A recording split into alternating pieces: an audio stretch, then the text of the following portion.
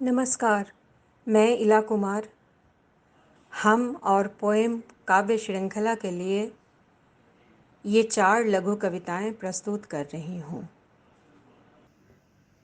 माँ के लिए मेरे मन में एक गहन स्पंदन हमेशा रहा। उसे व्यक्त करना बहुत ही कठिन है, लेकिन कुछ कविताएं हैं जो स्वयं ही करीब आ जाती हैं। उनमें माँ की याद है, माँ की छवि है और माँ को गए बरसों बीत गए, लेकिन कविताओं में वे हैं।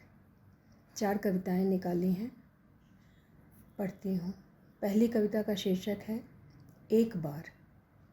स्वप्नों का वह विस्मृत संसार मुझे चाहिए, माँ के माथे पर झूमता घूंघर और पल्ले से लटकती चाबी की झनकार। नन्हे पैरों के बल पर घर की परिधियों पर थमा वह उन्मुक्त संसार। पूरी और परवल की भुजिया में डूबी सुबह।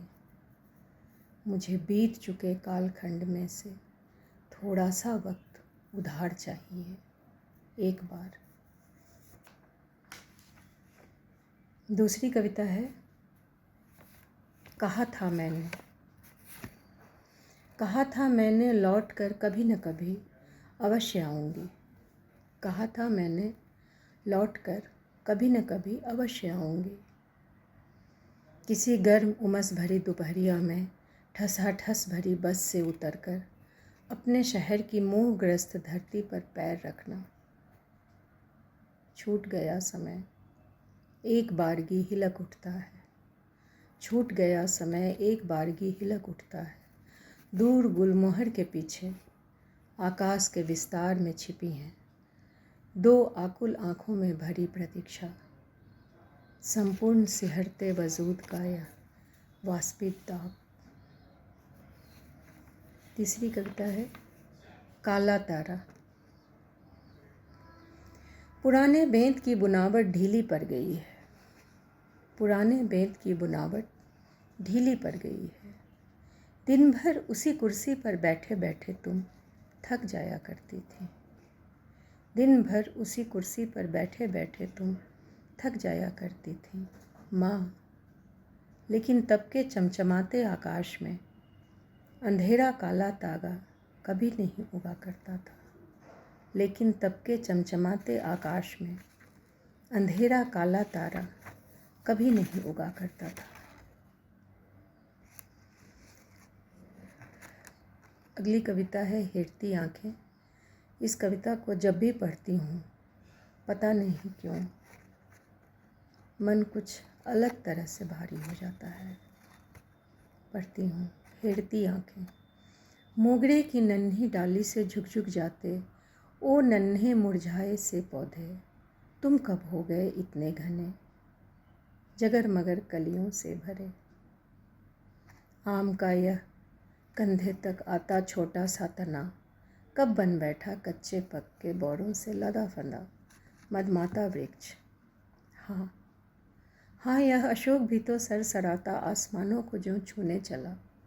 और ये पुरानी झुमक लता की कुंज, ये पुरानी झुमक लता की कुंज हुई और भी घनी, सुगंधों भरी। सच है बरसों बीते हम ही नहीं लौटे सालों साल अपने घर। दूर देश में रोपे ढेरों बीज हुए अंकुरित और अखुआए सभी, पर मन भूला नहीं कच्चे आंगन में खड़ा। पर मन भूला नहीं कच्चे आंगन में खड़ा अकुलाता वह छोटा सा कोना। कब समझ पाया था मन, कब समझ पाया था मन, तुलसी को पानी देती माँ की हेरती आँखें, टेढ़ती सांसें, उठी उठी सी बाहें। क्या अब लौटा सकेंगे हम पुरानी बिसरी सारी की सारी बातें।